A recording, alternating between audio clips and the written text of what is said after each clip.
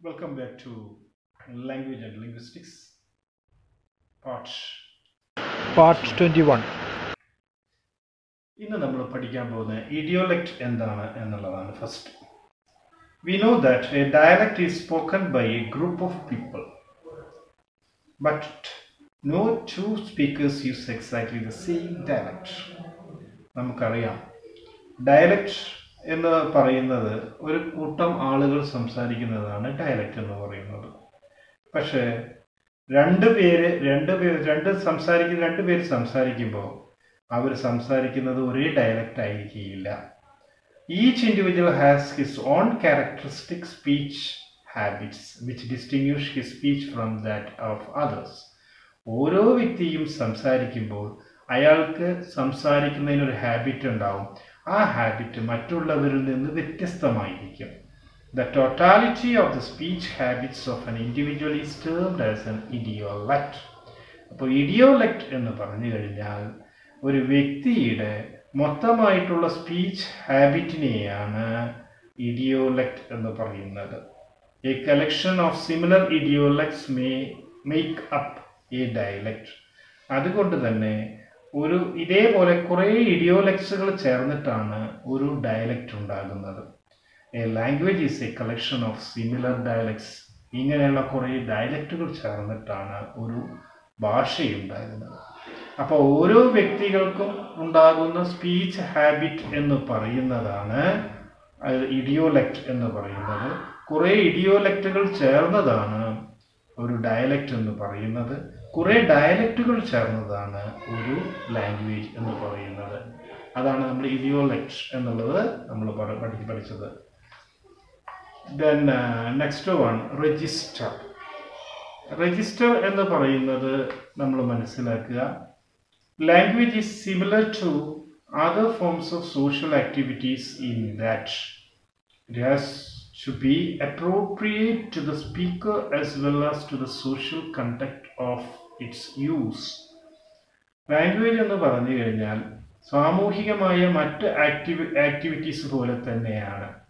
അത് ഓരോ വ്യക്തിക്കും അവനവന് യോജിച്ച രീതിയിലായിരിക്കും, സാമൂഹികമായ അയാളുടെ സന്ദർഭങ്ങൾക്ക് അനുസരിച്ചിട്ടായിരിക്കും അയാൾ സംസാരിക്കുന്നത്. The same speaker uses different linguistic varieties in different situations and for different purposes.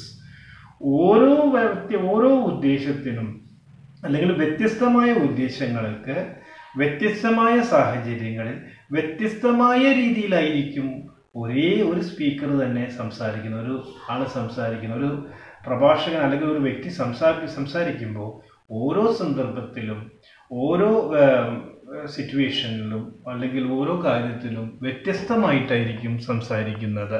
അത് എങ്ങനെയാണ് എന്നുള്ളതാണ് നമ്മളിപ്പോൾ പഠിക്കുന്നത്. അപ്പോൾ when people talk to others, they work with about their work. ആളുകൾ സംസാരിക്കുമ്പോൾ അവർ ആ വർക്കുമായിട്ട് ബന്ധമുണ്ടാകും. അപ്പോൾ they generally use a particular variety of language which they do not use at home. ഇപ്പോൾ ജോലി ചെയ്യുന്ന സ്ഥലത്ത് അവർ വീട്ടിൽ സംസാരിക്കുന്ന അതേ ഭാഷയായിരിക്കില്ല ജോലിയിൽ ഭാഷ ഒന്ന് തന്നെയായിരിക്കും, പക്ഷെ ആ സ്റ്റൈലും അല്ലെങ്കിൽ ഉപയോഗിക്കുന്ന പദങ്ങളും വ്യത്യസ്തമായിരിക്കും. അപ്പോൾ such a language variety is called as register. അതിനെയാണ് രജിസ്റ്റർ എന്ന് വിളിക്കുന്നത്. ഇപ്പം നമ്മളൊരു ഉദാഹരണം പറയുകയാണെങ്കിൽ, ഒരു വക്കീൽ വീട്ടിൽ വന്ന് സംസാരിക്കുന്നു, അയാളുടെ ഭാര്യയോടോ മക്കളോടോ അമ്മയോടോ അച്ഛനോടോ എല്ലാം സംസാരിക്കുന്ന രീതിയിലായിരിക്കില്ല അയാൾ കോടതിയിൽ സംസാരിക്കുന്നത്. അവിടെ അയാൾ വേറെ രീതിയിലാണ് ഉപയോഗിക്കുന്നത്. അപ്പോൾ അങ്ങനെയുള്ള വെറൈറ്റിക്ക് വിളിക്കുന്നതാണ് രജിസ്റ്റർ എന്ന് പറയുന്നത്. ഇപ്പോൾ while dialects are user oriented, register are use oriented. Dialect എന്ന് പറയുന്നത് ഓരോ വ്യക്തിയെ ആശ്രയിച്ചിട്ടാണ്, ആ വ്യക്തിയിൽ നിന്നാണ് ഉണ്ടാകുന്നതെങ്കിൽ രജിസ്റ്റർ എന്ന് പറയുന്നത് യൂസ് ഓറിയൻറ്റഡ് ആണ്, ഉപയോഗത്തിനനുസരിച്ചിട്ടാണ്. എന്ന് പറഞ്ഞു കഴിഞ്ഞാൽ ഇപ്പോൾ കോടതിയിലെത്തുകയാണ്, കോടതിയിൽ ഉപയോഗിക്കേണ്ട ഭാഷ അത് ആ വർക്കിനോട് ബന്ധപ്പെട്ടതാണ്. ക്ലാസ്സിൽ വരുമ്പോൾ അധ്യാപകൻ ഉപയോഗിക്കുന്ന ഭാഷ ആ വർക്കിനോട് ബന്ധപ്പെട്ടതാണ്. അതേസമയം ഡയലക്റ്റ് എന്ന് പറയുന്നത് ഒരു വ്യക്തിയുടെ ഭാഷയോട് ബന്ധപ്പെട്ടതാണ്. അതാണ് ഡയലക്റ്റ് യൂസർ ഓറിയൻറ്റഡ് എന്ന് പറയുന്നത്. രജിസ്റ്റർ എന്ന് പറയുന്നത് യൂസ് ഓറിയൻറ്റഡ് ആണ്, ആ വർക്കിനോട് ബന്ധപ്പെട്ടിട്ടുള്ളതാണ് അങ്ങനെ വരുന്നത്. ഇപ്പോൾ variation of language between speakers gives rise to dialects and variation based on occasion gives rise to registers. അത് അവിടെയാണ് നമ്മൾ മനസ്സിലാക്കേണ്ടത്. അപ്പോൾ ഈ ലാംഗ്വേജ്, അതായത് ആളുകൾ തമ്മിൽ സംസാരിക്കുന്ന സമയത്ത് അവിടെ വ്യത്യാസം ഉണ്ടാകുമ്പോൾ അതിലൂടെയാണ് ഈ പ്രാദേശിക ഭാഷകൾ അല്ലെങ്കിൽ ഡയലക്ട്സുകൾ ഉണ്ടാകുന്നത്. അതേ സമയത്ത് ആ വേരിയേഷൻ, അതായത് ഓരോ ജോലിക്ക് ഉപയോഗിക്കുന്ന ഭാഷകൾ തമ്മിലുള്ള ആ വ്യത്യാസം വരുമ്പോൾ ആ വേരിയേഷൻ, ആ ഓരോ ജോലിക്കനുസരിച്ചിട്ടുള്ള ആ വേരിയേഷൻ വരുമ്പോഴാണ് രജിസ്റ്റേഴ്സ് ഉണ്ടാകുന്നത്. We can say that linguistic varieties linked to occupations. അതുകൊണ്ട് തന്നെ ഈ ഭാഷാപരമായ വ്യത്യാസം എന്ന് പറയുന്നത് ഓരോ ജോലിയോട് ബന്ധപ്പെട്ടിരിക്കും. Professions or topics are termed registers. അങ്ങനെ ജോലിയോട് ബന്ധപ്പെട്ട് കിടക്കുന്ന അതിനെ ഭാഷ ബന്ധപ്പെട്ട് കിടക്കുന്നുണ്ടെങ്കിൽ അതിനെയാണ് രജിസ്റ്റേഴ്സ് എന്ന് പറയുന്നത്. The register of law is different from the register of medicine.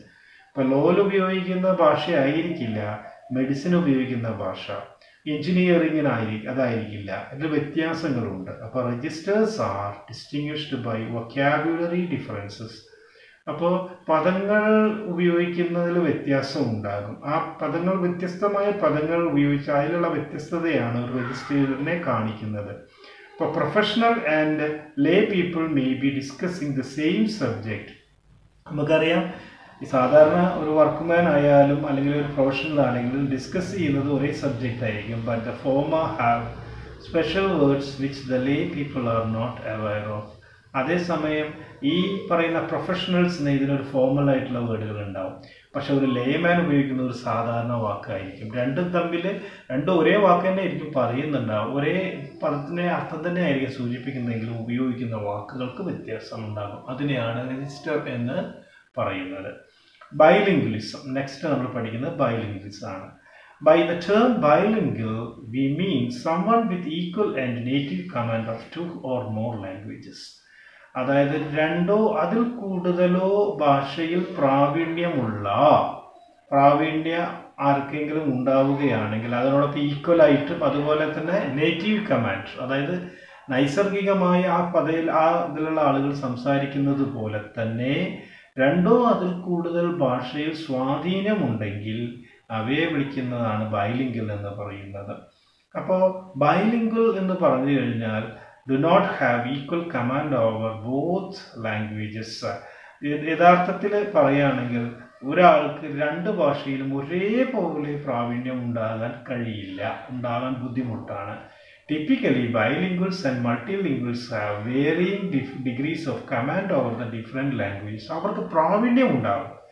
പലതരത്തിലുള്ള ഭാഷ. മൾട്ടിലിംഗ്വിസ്റ്റിക്സ് എന്ന് പറഞ്ഞു കഴിഞ്ഞാൽ ഒരുപാട് ഭാഷയിൽ പ്രാവീണ്യമുള്ള ആൾക്കാർ, ഇവർക്ക് നല്ല പ്രാവീണ്യം ഉണ്ടാകും. Sometimes it may be command of A few lexical items. ചിലപ്പോൾ ചിലതിൽ ലെക്സിക്കൽ ആയിട്ടുള്ള ചില വേർഡുകളുടെ മുകളിൽ മാത്രം പ്രാവീണ്യം ഉണ്ടാവുകയുള്ളൂ.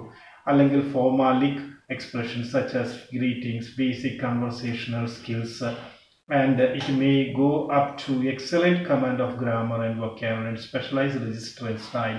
ഇങ്ങനെ ഓരോന്നിനും വ്യത്യാസം ഉണ്ടാവും.